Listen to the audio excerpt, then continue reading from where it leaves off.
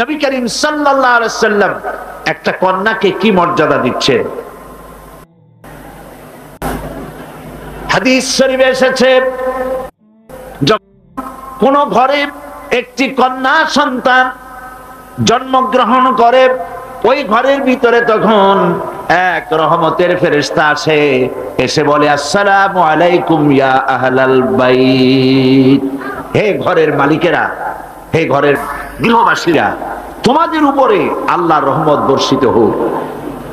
ফেরেশতা চলে যায় কন্যাটির কাছে, ওই নবজাত কন্যার কাছে গিয়ে নূরের তৈরি পর দিয়ে এই কন্যার মাথা বুলায় আর বলতে থাকে, এই কন্যাটিকে যে যত্ন করবে, আদর করবে, আদর শিখাবে, সাহায্য করবে, আল্লাহর সাহায্য কিয়ামত পর্যন্ত তার সাথে অব্যাহত থাকবে।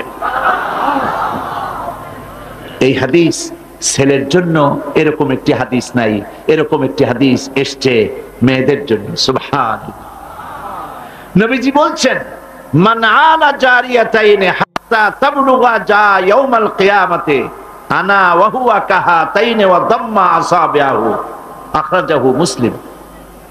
মুসলিম শরীফের হাদিসের মধ্যে এসেছে, আল্লাহর নবী বলেন, যদি কারো দুটি কন্যা সন্তান হয় আর ওই কন্যা সন্তানটিকে বয়সপ্রাপ্ত হওয়া পর্যন্ত যদি তাকে প্রতিপালন করে এবং তাকে সহযোগিতা করে, কিয়ামতের দিন আমি মুহাম্মদ সাল্লাল্লাহু আলাইহি ওয়াসাল্লাম আর ওই দুই কন্যার পিতা পাশাপাশি অবস্থান করব জান্নাতে। এই কথা ছেলেদের ব্যাপারে বলা হয় নাই, কাদের ব্যাপারে বলা হয়েছে? মেয়েদের ব্যাপারে।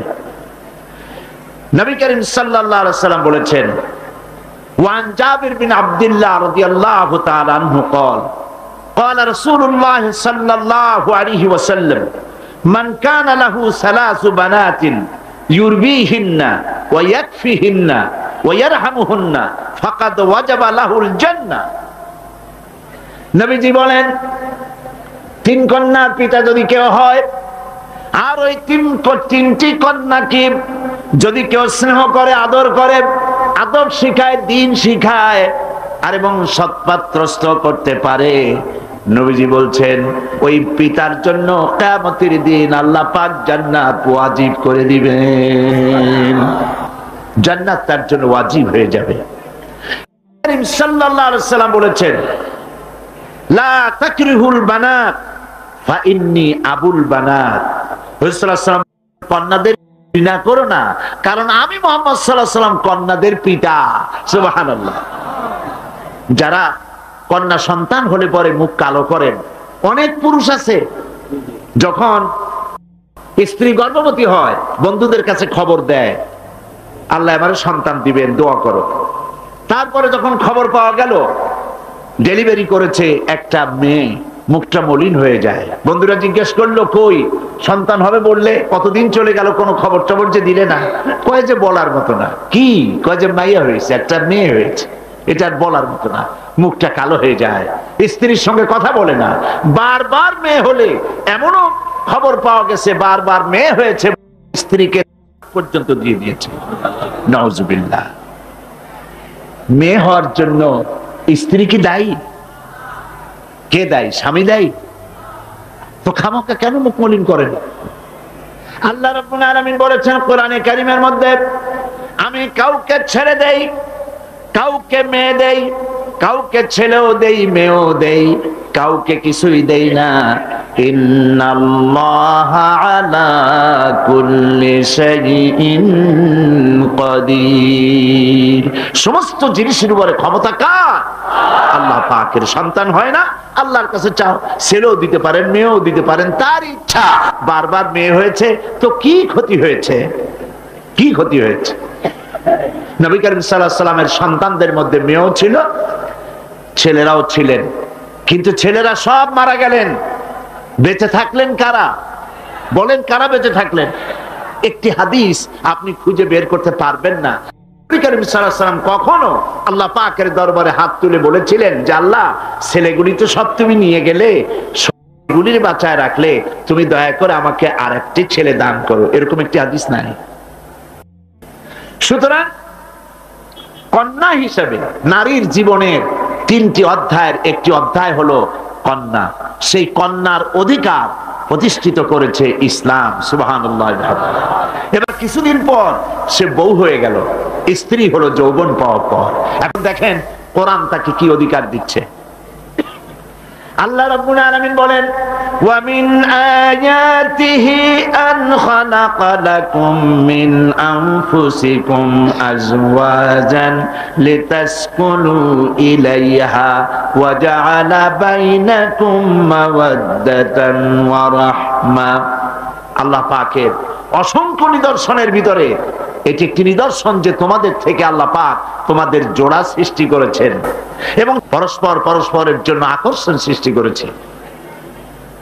ওয়া রাহমা, আর সহৃদয়তা করুণার সৃষ্টি করেছি। যখন বার্ধক্যে পৌঁছে যায় স্বামী আর স্ত্রী, তখন উভয়ের মধ্যে করুণার সৃষ্টি করে দেই। সুবহানাল্লাহ বলবেন না? তো তোমার থেকে তোমার জোড়া সৃষ্টি করা হয়েছে, এখন এই স্ত্রীর প্রতি সদ্ব্যবহার করো। وَلَهُنَّ مِثْلُ الَّذِي عَلَيْهِنَّ بِالْمَعْرُوفِ। আল্লাহ পাক বলেন, সদ্ব্যবহার পাওয়ার ওই পরিমাণ অধিকার নারীদের উপরে তোমার আছে যতখানি অধিকার নারীদের উপর পুরুষের আছে। সদ্ব্যবহার শুধু তার কাছেই আশা করো না, সেও তোমার কাছে যে সদ্ব্যবহার আশা করে সেটাও তুমি তাকে দিতে শেখো।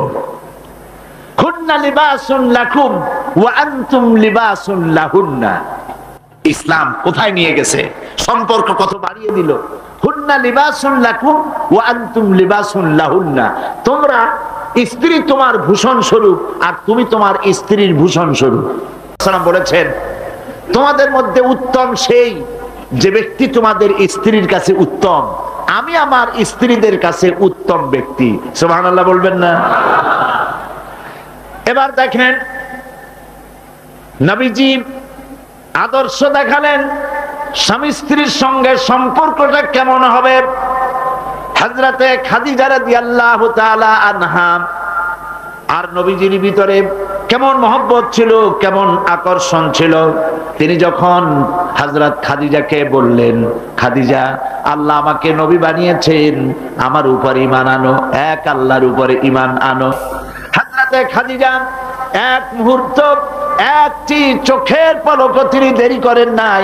যখনই নবীজি তাকে ঈমান আনতে বলেছেন, হযরত খাদিজা পড়েছেন লা ইলাহা ইল্লাল্লাহু মুহাম্মাদুর রাসূলুল্লাহ।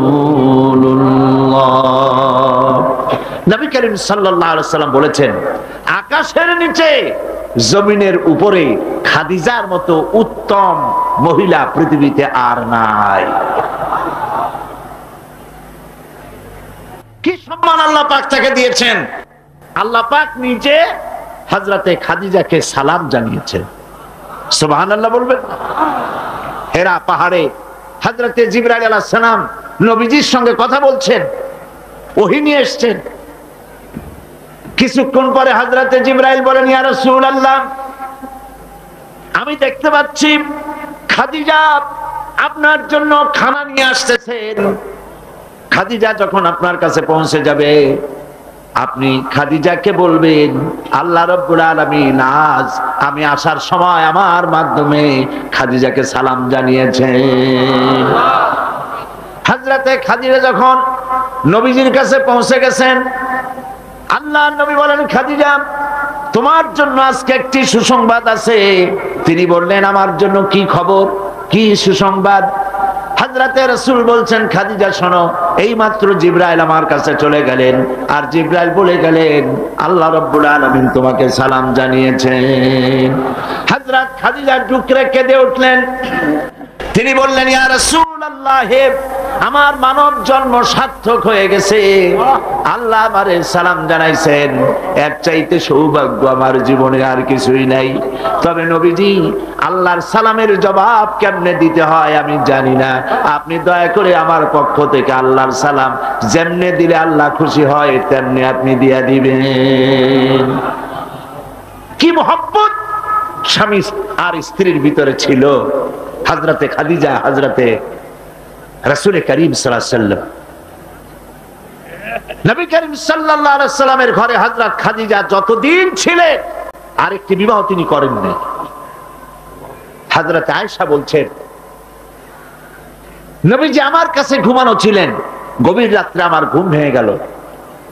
আমি চিন্তা করলাম নবীজি কোথায় গেলেন, মনে করলাম অন্য কোন স্ত্রীর ঘরে গেছে নাকি। আমি খুঁজতে লাগলাম, কোন ঘরে পাওয়া গেল না।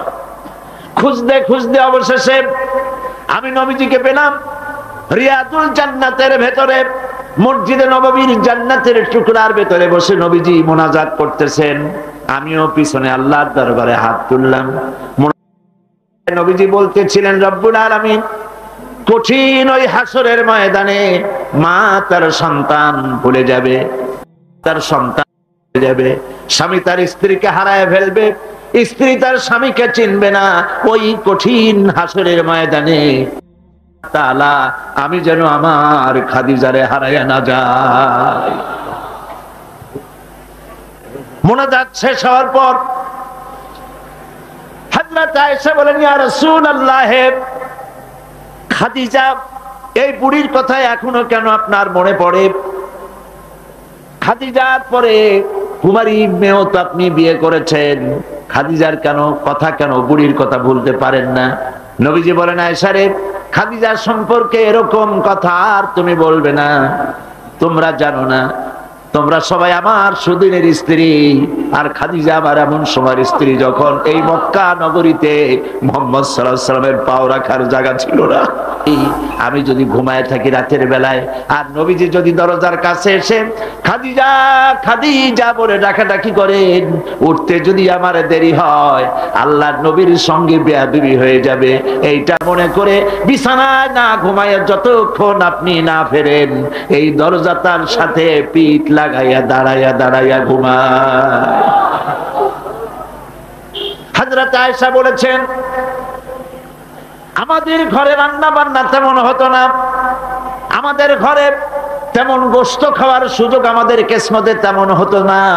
যদি কোনোদিন আমাদের ঘরে দুম্বা বা ছাগল জবাই হতো, গোশতগুলি নবীজি কেটে ভাগ করে সমস্ত স্ত্রীদের ঘরে দিয়ে দিতেন।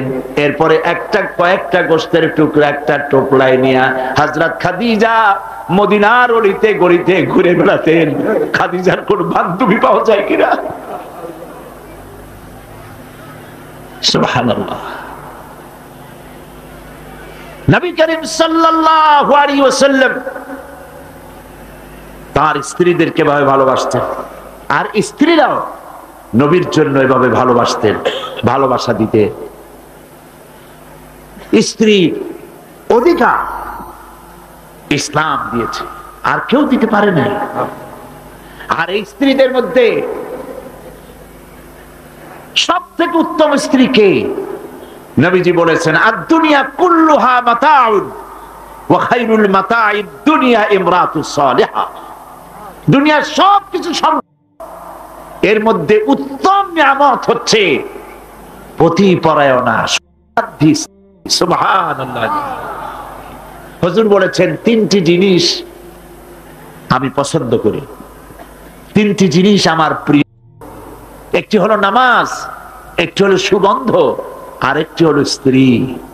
সুবহানাল্লাহ। এই স্ত্রীকে সমান অধিকার দিয়েছে নবীজি, আল্লাহর ইসলাম সমান অধিকার দিয়েছে। নারীর অর্থনৈতিক অধিকার প্রতিষ্ঠিত করেছে ইসলাম, তাকে অর্থনৈতিক অধিকার দিয়েছে, মহারানার ব্যবস্থা করেছে। কোরআন বলছে, ফাতুহুন্না উজুরাহুন্না ফারিদা, ফরজ রূপী দায়িত্ব হিসাবে স্ত্রীর মহারানার টাকা আদায় করে দাও। বহু মুসলমান আছে মহারানার টাকা আদায় করে না, বরং আজকাল তো নতুন সিস্টেম চালু হয়েছে মানুষকে শোনাবার জন্য। বিবাহের মজলিসে বলা হয়, অমুকের মেয়ে অমুকের ছেলে বিয়ের মহারানা কত? 5,55,555 পয়সা। সামনে একটা টাকা বা পয়সা জিরো থাকতে পারবে না, একটা নিয়ম নীতি করে নিয়েছে। এই টাকাগুলি মহারানার টাকা সঠিকভাবে আদায় করা হয় না অনেক ক্ষেত্রে, একথা ঠিক কিনা? বরং উল্টো করে মহারানা আদায় করা হয় মেয়ে পক্ষের কাছ থেকে, কন্যা পক্ষের কাছ থেকে, এটাকে কি বলা হয়? এটাকে কি বলা হয়? এটা হলো যৌতুক নামের কৌতুক। মেয়ে পক্ষের কাছ থেকে টাকা আদায় করা। মেয়ে পক্ষ যদি ইচ্ছে করে বর পক্ষকে যদি টাকা দেয়, পয়সা দেয়, গাড়ি দেয়, বাড়ি দেয়, কোনো আপত্তি নেই, দিতে পারে। কিন্তু ডিমান্ড করে নেওয়া, চেয়ে নেওয়া সম্পূর্ণ হারাম। কন্যার পিতার মাতা 12 বছর, 18 বছর, 20 বছর, 25 বছর লালন পালন করে কলিজার টুকরা সন্তানটাই তো দিয়ে দিল। এর চাইতে টেলিভিশন, গাড়ি বাড়ি বেশি হয় কি করে? এই যৌতুক বাংলাদেশের সর্বত্র আছে, অবশ্য চট্টগ্রামে নাই। আছে। ছেলে যদি এমএ পাস করে, ইঞ্জিনিয়ারিং পড়ে, লয়ার হয়েছে, পিতার এই ধারণাই হয় সন্তানকে পড়াতে লেখাতে যত টাকা খরচ হয়েছে কন্যা পক্ষকে কাছের থেকে আদায় করে নেব। এবং সেই জন্য বিয়ের সময় দাবি করা হয় 50 লক্ষ টাকা দিতে হবে, গুলশানে 3টা বাড়ি দিতে হবে, মঙ্গল গ্রহে অফিস বানায় দিতে হবে। আপনার ছেলে এমএ পাস করেছে, লয়ার হয়েছে, ব্যারিস্টার হয়েছে, তো কি হয়েছে? আপনি কেন নির্যাতন করবেন কন্যা পক্ষকে? জায়েজ নাই, হারাম। শূকরের মাংস যেমন হারাম, কন্যা পক্ষের কাছ থেকে জবরদস্তি করে চেয়ে ডিমান্ড করে যৌতুক আদায় করা ওরকমই হারাম। নারীরা লেখাপড়া করতে পারবে, কোনো অসুবিধা নেই। এভাবে অধিকার শুধু অর্থনৈতিক নয়, লেখাপড়ার অধিকার দিল, তালাকের একটি অধিকার, এটি একটি গুরুত্বপূর্ণ বিষয়। তালাকের অধিকারটিও শুধুমাত্র পুরুষের না, এই তালাকের অধিকার নারীদেরকেও দেওয়া হয়েছে। কথা বুঝতে পেরেছেন? তালাকের অধিকার, বিবাহ বিচ্ছেদের অধিকার শুধু পুরুষের নয়, নারীকেও দেওয়া হয়েছে। পুরুষ যদি অকর্মণ্য হয়, যদি সে উন্মাদ হয়, জালিম হয়, নপুংসক হয়, তাহলে এই স্ত্রী কোর্টে তা প্রমাণ করে তার স্বামীকে পরিত্যাগ করে ইচ্ছে মতো স্বামী গ্রহণ করতে পারবে। ইসলাম সুযোগ দেয়। তালাক, কথায় কথায় তালাক দেওয়ার একটা রেওয়াজ আমাদের দেশে আছে। বাংলাদেশে যদি আল্লাহ কোনদিন দয়া করে ইসলামী রাষ্ট্র প্রতিষ্ঠিত করে দেন, তাহলে কথায় কথায় তালাক দেওয়ার এই প্রথাকে বন্ধ করে দেওয়া হবে। তরকারিতে লবণ কম হয়েছে, শুটকি মাছে ঝাল হইল কেন, এই সব কথা বলিয়া তালাক দেওয়া যাবে না। আর একসঙ্গে 3 তালাক দেওয়া তো যাবেই না। এক সাহাবী এসে নবী করিম সাল্লাল্লাহু আলাইহি ওয়াসাল্লামের কাছে খবর দিলেন যে একজন তার স্ত্রীকে একসাথে 3 তালাক দিয়েছে। নবী করিম সাল্লাল্লাহু আলাইহি ওয়াসাল্লাম এত গুসা হয়েছিলেন যে বসার থেকে দাঁড়ায় গেলেন। তিনি বললেন, এই লোকটি তো আল্লাহ পাকের কোরআনের সাথে তামসা করেছে। তালাকের আল্লাহর কাছে 2টা হালাল সবচেয়ে জঘন্য, 2টি হালাল সব থেকে জঘন্য। একটা হলো ভিক্ষাবৃত্তি, আর একটা হলো তালাক। যখন তালাক দেওয়া হয় অন্যায় ভাবে, গোসায় আল্লাহর আরশ কাঁপতে থাকে। নাউজুবিল্লাহ বলে আপনি এভাবে তালাক দিতে পারবেন না। তালাক দেওয়ার নিয়ম হলো, যখন স্ত্রীর সাথে, লক্ষ্য করুন, স্ত্রীর সাথে বনিবনা হচ্ছে না, স্ত্রীর চরিত্র খারাপ, স্ত্রীর দাজ্জাল মার্কা, বনেই না, তো আল্লাহ পাক তখন বলেছেন উভয় পক্ষের আত্মীয় স্বজন নিয়ে মীমাংসা করার চেষ্টা করো, সালিসি করো। যদি মীমাংসায় না হলো, তাহলে 1 মাসে 1 তালাক দাও, বিছানা আলাদা করে দাও, এবং অপেক্ষা করো তার এই অবস্থা দেখে সে ফিরে আসে নাকি। যদি ফিরে আসে তো গ্রহণ করো, যদি ফিরে না এলো 2য় মাসে 2য় তালাক দাও। তাও যদি ফিরে না আসে, তাহলে সে গিয়ে 3 তালাক একদম রেজি করে দাও, আর ফেরত হবে না। 3 তালাকে বায়না করে দাও, এই স্ত্রীকে আর গ্রহণ করা যাবে না। এখন আমাদের দেশে রাগের মাথায় একসাথে 3 তালাক দেওয়ার পর মনে মনে অনুশোচনা হয়, এতগুলো ছেলে পেলে নিয়ে করবো কি সর্বনাশ হইল, রাগের মাথায় করলামটা কি। এখন এই বউ ফিরে পাওয়ার জন্য মসলা তালাশ করে। তখন গ্রামের মুন্সি মৌলবী এই জাতীয় এক শ্রেণীর লোক আছে যারা কোরআন বোঝে না, হাদিস বোঝে না, তারা হিল্লা নামক একটা ঔষধ বের করছে। সেই ঔষধটা কি? তারা বলে যে এই স্ত্রীকে যদি আবার নিতে চাও তাহলে আরেকটা পুরুষের সঙ্গে বিবাহ দাও এবং শর্ত করো যে তোমার কাছে দিলাম, 2-3 দিন পর তুমি তালাক দিয়ে দিবা, এরপরে আমরা নিয়ে নেব। তালাকের নিয়তে বিবাহ করা এটা সম্পূর্ণ হারাম, বিবাহ হবে না। তালাকের নিয়তে বিয়ে করলো বিয়ে হবেই না। তারপরে এই যে ভাড়া করা, একজনের সঙ্গে হিলা করতে দেওয়া, এটাকে হাদিসের ভাষায় বলা হয়েছে ভাড়া করা ষাঁড়।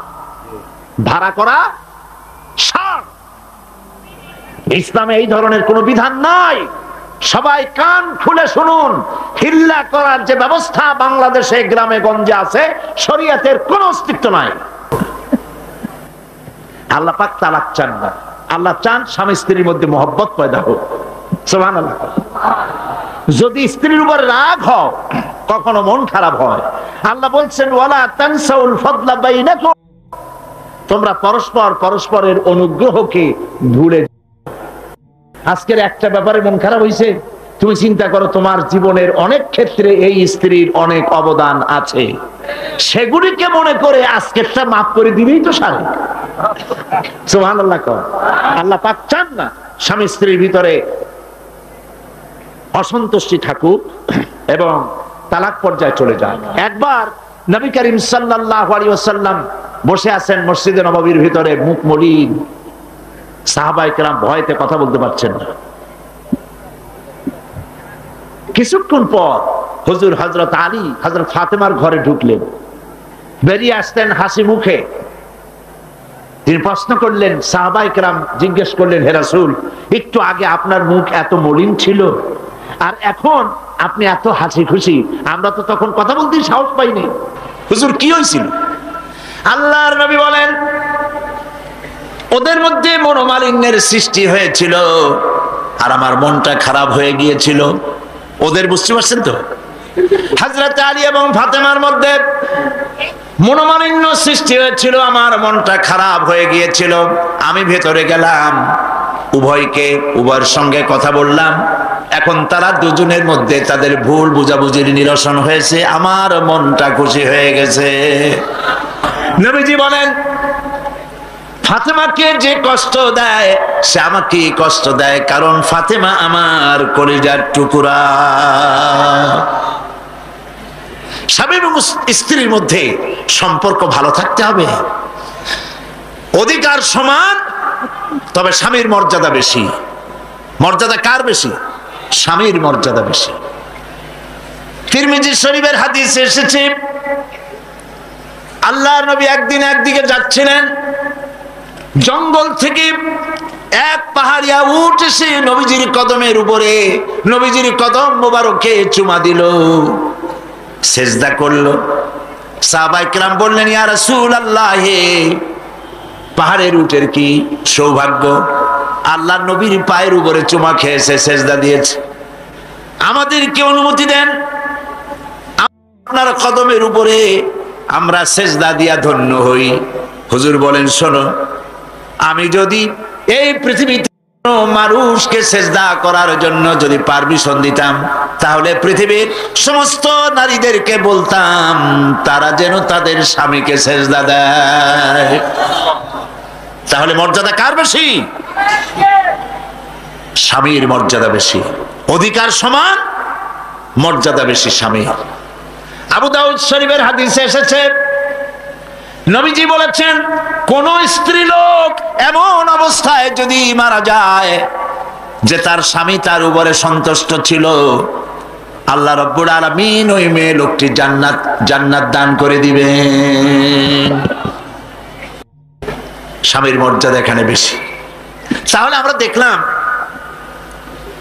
অধিকারের দিক থেকে যখন নারী ছিল, বধূ ছিল, কন্যা ছিল, বধূ ছিল, সব জায়গায় ইসলাম নারীকে সম্মান বাড়িয়ে দিল, ঠিক কিনা বলেন? আর নারী বিবাহ হওয়ার পর কদিন পরে মা হয়ে গেল, মা হয়ে যাওয়ার পর মর্যাদা কমে গেল না বেড়ে গেল? বলেন, কমলো না বাড়লো? নবীজি বলছেন, আল্লাহর নবীর সামনে একজন সাহাবী এসে প্রশ্ন করলেন, হে আল্লাহ রাসূল, খেদমত করব কার? মান আহাক্কুন নাস বিহুসনি সাহাবাতি? ক্বালা উম্মুক। ক্বালা সুম্মা মান? ক্বালা উম্মুক। ক্বালা সুম্মা মান? ক্বালা উম্মুক। ক্বালা সুম্মা মান? ক্বালা আবুক। আখরাজাহুল বুখারী। বুখারী শরীফের হাদিস। সাহাবী জিজ্ঞেস করছেন, ইয়া রাসূলুল্লাহ, খেদমত করব কার? হুজুর বলেন, তোমার মায়ের। তারপরে কার? তোমার মায়ের। তারপরে কার? তোমার মায়ের। তারপরে কার?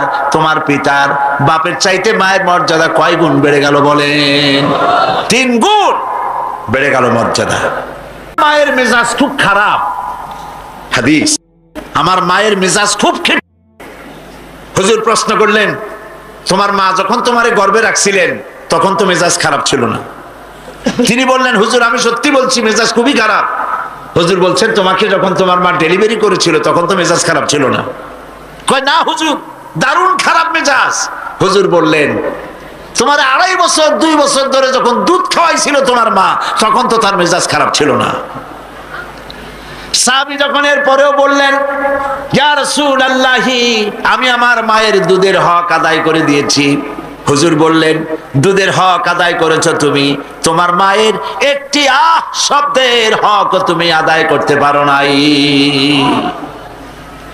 তুমি যদি পড়ে গেছো ছোট্টবেলায়, খাটের থেকে কোলের থেকে পড়ে গেছো, কেঁদে উঠছো, আর তোমার মা যে তখন বলেছে, সারা জীবন এই একটি শব্দের হক আদায় করতে পারবে না। মায়ের সম্মান ইসলাম এভাবে বাড়িয়ে দিল। আল্লাহ রাব্বুল আলামিন শিখায় দিলেন, ওয়াকাদা রাব্বুকা আল্লা তা'বুদু ইল্লা ইয়্যাহু ওয়া বিল ওয়ালিদাইনি ইহসানা।